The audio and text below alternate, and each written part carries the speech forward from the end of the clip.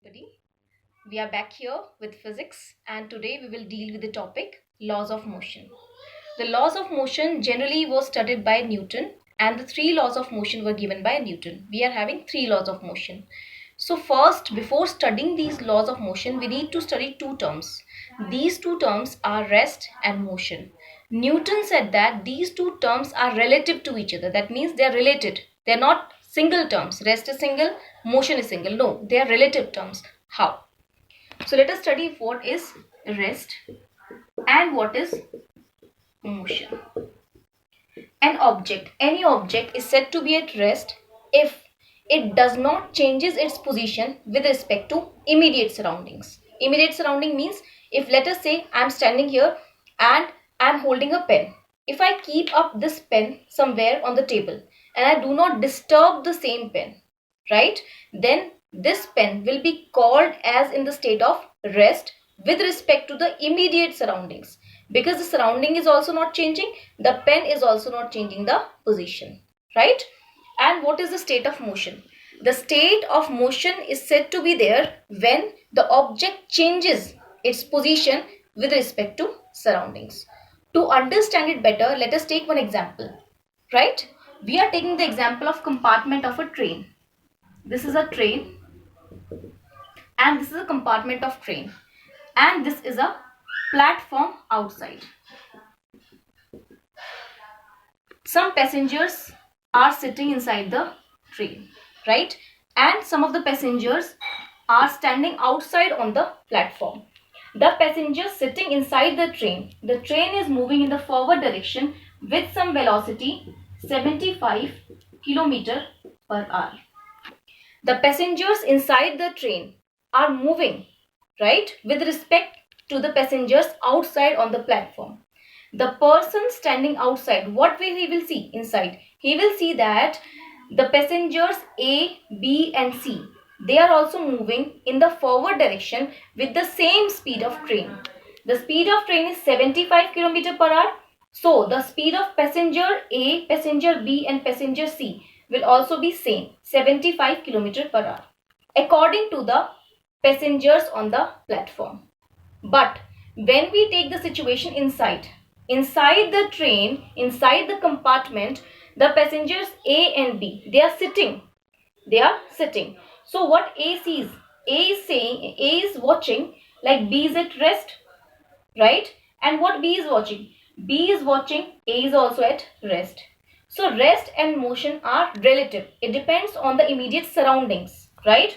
If we take the surrounding inside the compartment, then with respect to A, B is at rest. With respect to B, A is at rest, because both are sitting inside. And if we take according to the passengers on the platform, we will notice like the passenger D and E will find that the passenger A, B and passenger C all are moving in the forward direction with the speed of the train, that is 75 km per hour. I believe the concept of rest and motion is clear. So moving forward, Newton studied the same thing, rest and motion. He found out the relation between rest and motion and gave three laws of motion. Let us study the first law.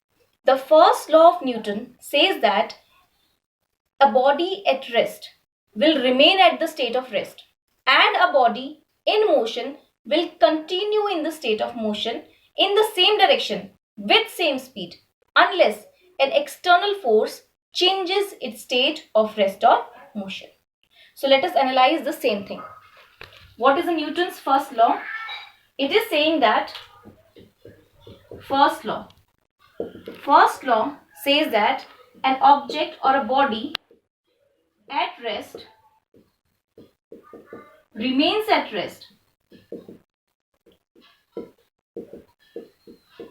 and a body or an object in the state of motion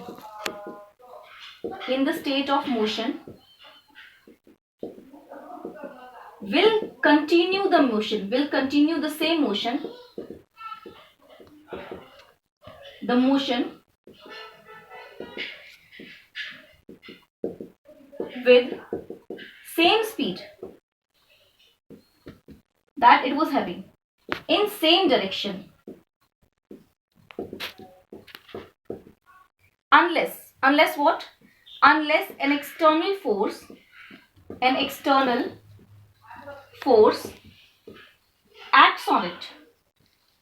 acts on it, right? So we need to analyze this statement. First law says that a body at rest remains at rest, right? When the body is sitting at some position of rest, it will remain at rest, and the body in the state of motion will continue the same motion. For example, a duster kept here on this table will remain at the position of rest, right? Up till when? Up till somebody will come here and apply some force on it to change its position, right? For example, let us take the example of state of motion. Earth is revolving around the sun, right? Earth is moving around sun. Earth will keep on moving around sun till when? Till an external force will come to change its direction, to change its speed, to change its state of motion to the state of rest. So I believe this is clear.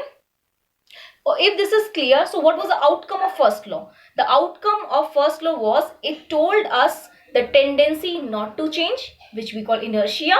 It told us that some force has to act. Why? To change the state, to change the speed, to change the direction. So let us see the effects of the first law. So the first law told us the result of first law. Result of first law. What was the result of first law? First law told us first about inertia. Second, about the force. Now you must be wondering, what is this inertia? Inertia is tendency not to change. This is tendency not to change or to resist the change. If the change is coming in some body and the body is denying to change, that is called inertia. It is an inherent property of the body, right? It is an inherent property of some body to resist the change. Inertia depends on a factor that is known as mass of the body. More is the mass, more is the inertia.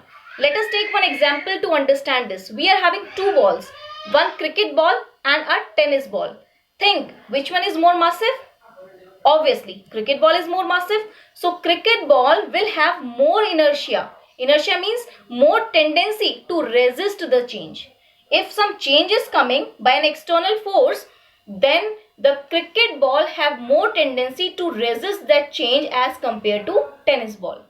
So, let us take a look. If you are having two balls, this is cricket ball and this is tennis ball. The mass of cricket ball is greater as compared to the mass of tennis ball, right? The mass of cricket ball is greater as compared to the mass of tennis ball, right? So, more massive means more inertia. Less massive means less inertia. That means cricket ball will have more inertia, more tendency to resist the change, to say, no, I won't change, right? Let us imagine a situation in which you are kicking the cricket ball and the tennis ball with same speed. You are kicking both cricket ball and tennis ball with same speed. What you will observe? What will be the outcome? You will observe that cricket ball will move to a lesser distance while tennis ball will move to a larger distance. It will cover more distance. Why? Because of less mass, it has a tendency to change more. Not to change, it has the less tendency. That means it is having less inertia, right? It is having the tendency not to change, but this tendency has become less. Why? Because the mass was less. And in the cricket ball, this tendency has become more. So this is called inertia. Inertia is of two types. Inertia is of two kinds. When we talk about inertia, it is of two kinds. Inertia of rest and inertia of motion. Now you must be wondering, what do you mean by inertia of rest and inertia of motion? Inertia of rest implies that if the body is at the state of rest, it will remain in the state of rest. That means it is saying that no, I don't want to come out of the state of rest. It is having the tendency not to change from the state of rest. Similarly here, in the inertia of motion, the body is having the tendency not to change from the state of motion. So it means inertia of rest and inertia of motion. This was the first outcome of the Newton's first law. Let us discuss the second outcome. Second outcome, he defined force. What is force? Force is an external cause, right? No body can have force on its own. An external cause that changes or tries to change the state of body. State means what? State means state of rest or state of motion, right? State of rest means if the body is at rest, the external force will come to disturb the body to change its state from rest to motion, right? This is called change of state, or vice versa, from motion to rest. Okay, this is an external cause. What other force can do? Force can change the direction of moving body. Force can change the shape and size of the body. Force cannot change what? The mass of the body. Force cannot change the mass of the body, that means quantity of matter contained in the body, right? But why basically the force term was used here by Newton? Newton used this term force to signify, to tell what? To tell that an external force is required to change the state of the body, which was the Newton's first law. A body at rest will remain at rest. A body in motion will continue in motion unless or until an external force will come to change its state from rest to motion or motion to rest. This was Newton's first law. Let us come to Newton's second law. Newton's second law states that rate of change of momentum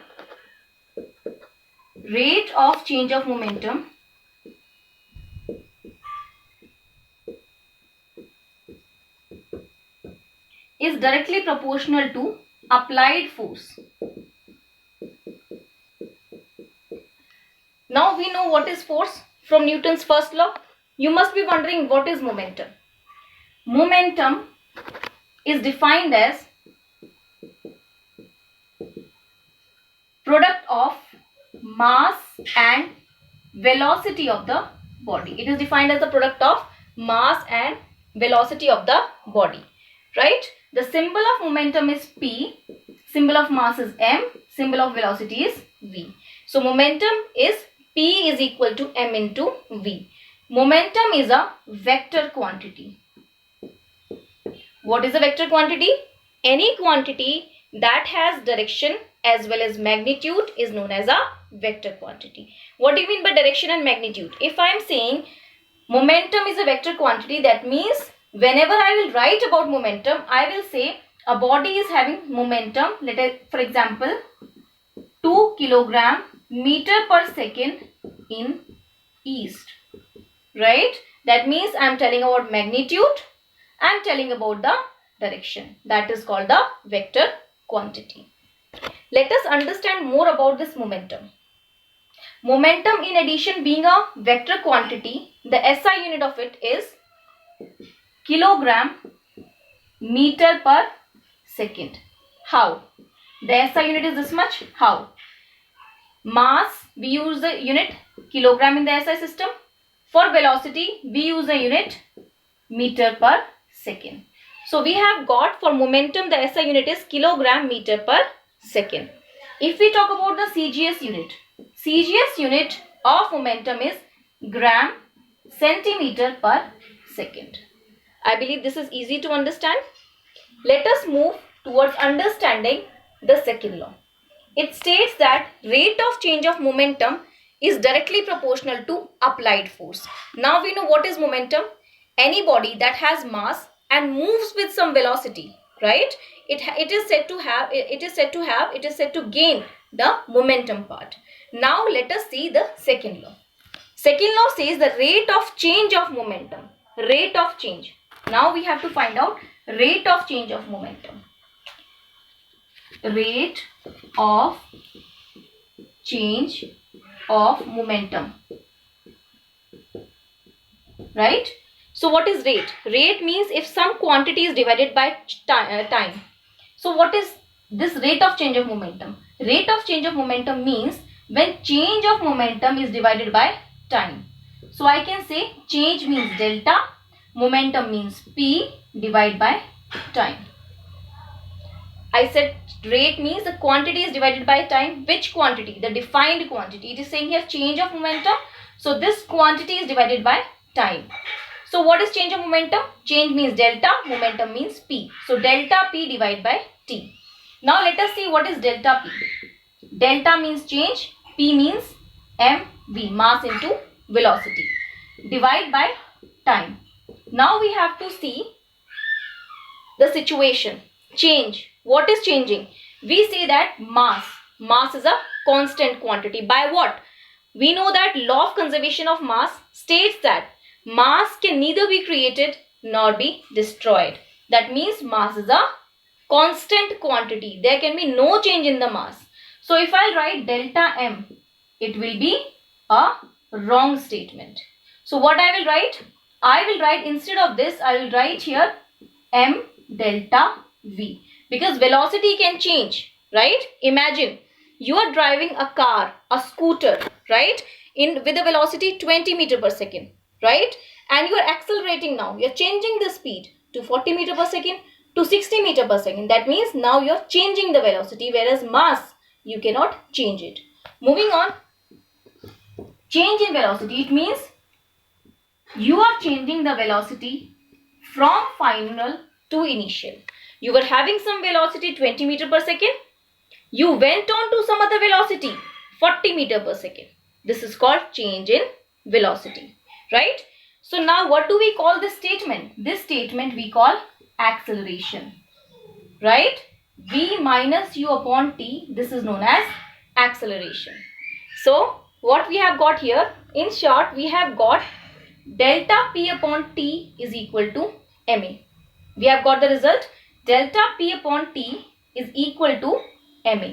And this is what is the Newton's second law. This ma is nothing. This is some external force. This is some external force. So what we have received? On solving this statement, rate of change of momentum, what we got? We got force mathematically. So that means the second statement that was given by Newton is exactly correct. He said the rate of change of momentum is directly proportional to applied force. Yes, it is true. When we devised the rate of change of momentum mathematically, what we got? Applied force. So this was Newton's second law. Now let us move on to analyze the third law.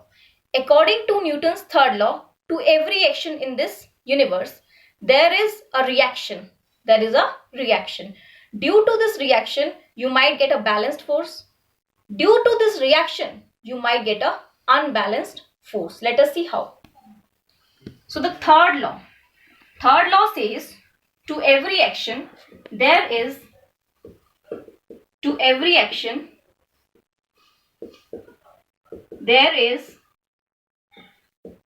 a equal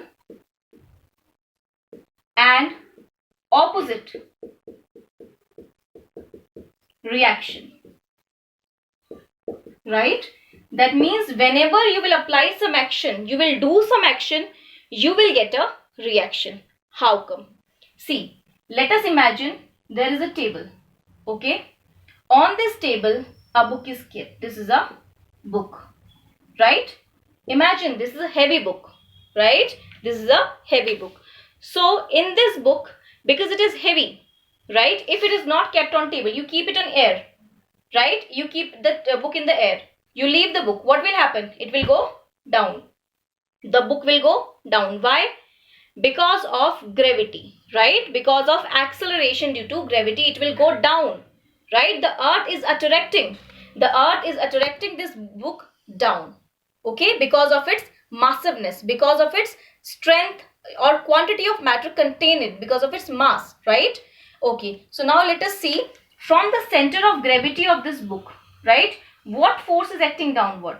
The downward force that is acting here is known as weight, right? And why this force is acting?